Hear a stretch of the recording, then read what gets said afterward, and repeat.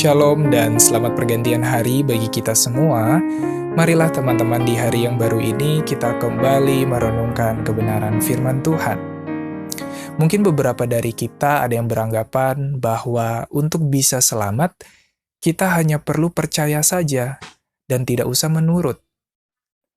Tapi apakah benar teman-teman bahwa untuk bisa selamat, kita hanya percaya saja dan tidak menuruti perintah Tuhan? Sebelum kita menjawab pertanyaan ini, mari kita membaca suatu kisah yang terdapat di dalam Yohanes, pasal yang ke-9 ayat yang ke-6 dan yang ke-7. Di sana dicatatkan, setelah ia mengatakan semuanya itu, ia meludah ke tanah dan mengaduk ludahnya itu dengan tanah, lalu mengoleskannya pada mata orang buta tadi. Dan berkata kepadanya, "Pergilah, basuhlah dirimu dalam kolam Siloam." Siloam artinya yang diutus. Maka pergilah orang itu, ia membasuh dirinya lalu kembali dengan matanya sudah melek. Kisah ini adalah kisah seorang yang buta sejak lahirnya. Dan pada saat Kristus melihat orang buta ini, Kristus mau menyembuhkannya. Kita lihat di sini teman-teman bahwa orang yang buta ini pun percaya kepada Kristus. Karena kalau orang buta ini tidak percaya, mungkin dia sudah menolak penyembuhan yang Kristus lakukan. Ya kan? Orang buta ini kita bisa lihat dia percaya. Karena kalau dia tidak percaya bahwa Kristus bisa sembuhkan dia, maka mungkin dia tidak akan pergi ke kolam Siloam, bukan? Kalau kita melihat kisah ini teman-teman, setelah Kristus mengoleskan pada mata orang buta tadi, yaitu ludah dengan tanah yang bercampur, lalu Kristus memberikan perintah kepada orang buta itu untuk pergi membasuh dirinya di dalam kolam Siloam.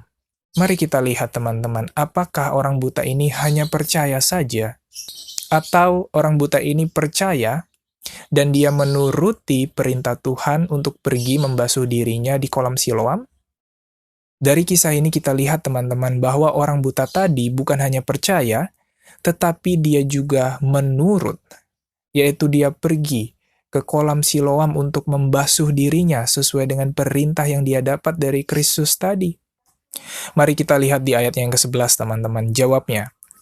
Orang yang disebut Yesus itu mengaduk tanah, mengoleskannya pada mataku, dan berkata kepadaku, "Pergilah ke Siloam dan basuhlah dirimu."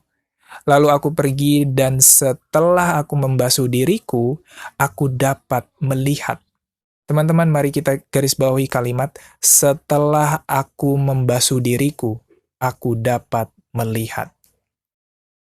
Jadi kita bisa simpulkan bahwa sebelum dia membasuh dirinya di kolam Siloam, dia belum bisa melihat.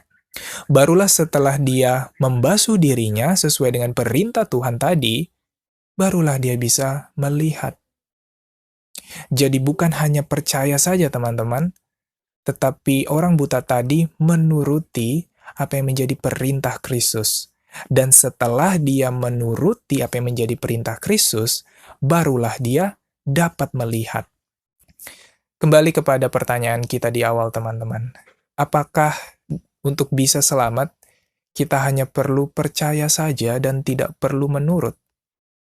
Jawabannya belum cukup ya teman-teman. Percaya saja belum cukup untuk bisa menyelamatkan kita. Kalau kita melihat kisah orang buta ini, dia bukan hanya percaya, tetapi dia menuruti apa yang menjadi perintah Kristus untuk pergi ke kolam Siloam dan membasuh dirinya di sana. Dan ketika kita baca, setelah orang ini membasuh dirinya, barulah dia dapat melihat. Artinya setelah dia menurut, barulah dia dapat disembuhkan. Begitu juga dengan kita teman-teman. Kalau kita hanya percaya saja, maka kita tidak akan bisa selamat. Tuhan mau supaya kita percaya dan melakukan apa yang menjadi iman kita tersebut. Jika iman itu tidak disertai perbuatan, maka iman itu pada hakikatnya adalah mati. Tertulis di dalam Yakobus pasal 2 ayat yang ke-17. Lebih lanjut di dalam buku Messages to Young People, halaman 200 paragraf yang pertama mengatakan, iman bekerja dengan kasih dan menyucikan jiwa, Dan dengan iman akan ada penurutan untuk melakukan perintah Kristus dengan setia. Kiranya renungan kita pada petang hari ini boleh mengingatkan kita bahwa sesungguhnya untuk bisa selamat, percaya saja belum cukup. Untuk bisa selamat, kita harus percaya dan melakukan apa yang menjadi iman kita tersebut. Karena iman tanpa disertai dengan perbuatan pada hakikatnya adalah mati. Jadi Tuhan mau supaya kita bukan hanya percaya saja, tetapi melakukan apa yang menjadi iman kita. Demikianlah renungan kita pada petang hari ini. Selamat pergantian hari dan Tuhan memberkati kita semua. Amin.